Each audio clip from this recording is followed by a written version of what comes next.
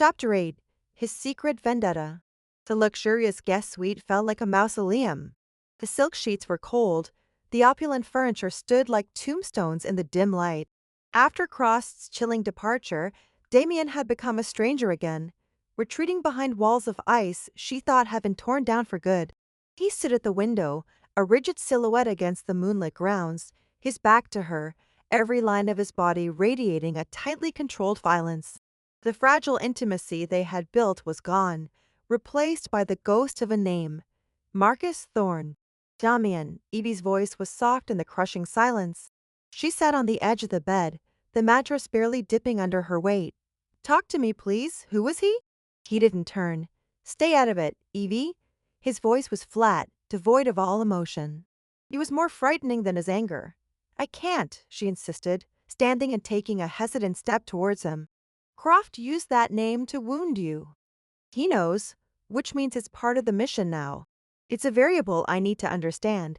She was falling back on logic, on mission parameters, because the raw personal fear seeing him so broken was too much to bear. "It has nothing to do with you," he bit out, his hands clenching into fists at his sides. "Everything you do has something to do with me now," she whispered, her voice cracking. "We crossed that line. Or have you forgotten?" He finally turned, and the look on his face stopped her cold. The raw vulnerability from the other night was gone, cauterized and scarred over. What remained was a bleak, desolate landscape of pure, unadulterated pain. His gray eyes were like frozen lakes. "No, I haven't forgotten," he said, his voice a low, lethal rasp. "And that's why you need to stay away from this. It will burn you. It will burn everything." He turned back to the window, the conversation over. He had sealed himself in a tomb, and she didn't have the key. She retreated, a chill seeping into her bones that had nothing to do with the night air. Lying in bed, she watched his unmoving form for hours, a sentinel guarding a graveyard of secrets. She now understood that his recklessness wasn't a character flaw. It was a symptom of something deep and broken. His entire persona, the cynicism, the aggression, the lone wolf act, was a carefully constructed shell around a hollowed-out core of grief. And she had fallen in love with the beautiful, tragic lie of the man, never guessing at the devastating truth of the ghost within. The next morning, opportunity presented itself in the guise of country sport. Over a tense breakfast, Croft, radiating smug authority, announced a clay pigeon shoot on the east lawn. "A little sport to sharpen the eye, gentlemen," he declared, his gaze sweeping over the men at the table. It was a command, not an invitation. Damien, who had been silent all morning, simply nodded, his face an unreadable mask. As the men prepared to leave, Evie saw her chance. Clutching her head with a convincing grimace, she turned to Croft's ever-present assistant, MS Albright. "I'm terribly sorry," she murmured. "I have a dreadful migraine coming on. I think the country air is a bit much for me. I'd only be a distraction." Croft shot her a look of mild irritation, but waved a dismissive hand. "Of course, my dear, rest. We'll see you at lunch." As the men trooped out, shotguns in hand, leaving the great stone manor echoing and quiet, Evie's heart began to hammer a frantic, determined rhythm. She gave MS Albright and the remaining house staff a wide berth, her mind racing. Croft's study. The answer was in there. Yesterday, when Croft had dismissed them, she'd seen him tap a small, discreet security panel beside the heavy oak door. Her photographic memory had registered the motion, the placement of his fingers. 7-3-8 tone, a birthday. An anniversary? It didn't matter. It was a key. Her movements were silent, her nerves screaming with every step she took on the polished hardwood floors. The long gallery felt a mile long. She reached the study door, her breath held tight in her chest. She took a deep, steadying breath, her fingers hovering over the keypad. "This is insane. This is a reckless move." The irony was not lost on her. She was channeling Damien. She keyed in the code, 730. A soft electronic click echoed in the silence. The handle turned. She slipped inside, closing the door gently behind her, her body flooded with a cold wave of adrenaline. The room was the man. Dark wood, leather-bound books arranged with military precision, hunting trophies and artifacts of conquest from around the globe. It was a shrine to power and ruthless acquisition. Her eyes scanned the room, looking for anything out of place. Her gaze landed on the massive mahogany desk. It was neat, organized, impersonal.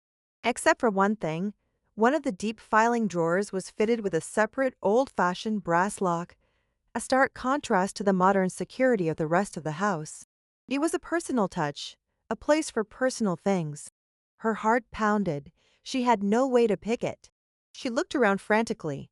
On the desk, a heavy, ornate letter opener, shaped like a Roman dagger, lay in its velvet sheath. A long shot. She wedged the tip into the keyhole, mimicking a technique she'd read about in a dozen forensic files. She applied pressure, twisting. For a moment, nothing. Then, a sharp crack. The cheap lock, meant more for privacy than genuine security, gave way. Her hands trembled as she pulled the drawer open. It was filled with old ledgers and seemingly innocuous financial documents. But her instincts screamed that she was close. Her fingers brushed against a false bottom at the back of the drawer. Prying it up, she found a slim, leather-bound folio.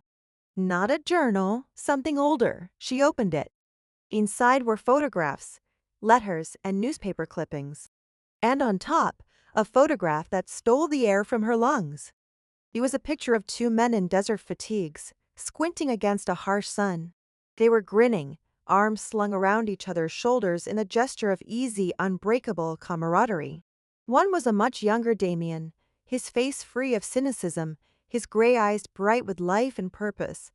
The other was a handsome, head man with kind eyes and the same confident posture, Marcus Thorne. He looked like an older brother, a mentor, a hero. Beneath the photo was a yellowed newspaper clipping, dated 8 years prior. The headline read, "Decorated Rigol for Says O'Heritive Kill in Fear Quain, Craning Accident." The article detailed the tragic death of Captain Marcus Thorne during a live fire exercise. But it was the item tucked behind the clipping that made Evie's blood run cold. It was a single sheet of paper, a carbon copy of an internal memo from a logistics company, CG Global Leasages, she read, a name she recognized instantly as one of Croft's oldest, most notorious shell corporations.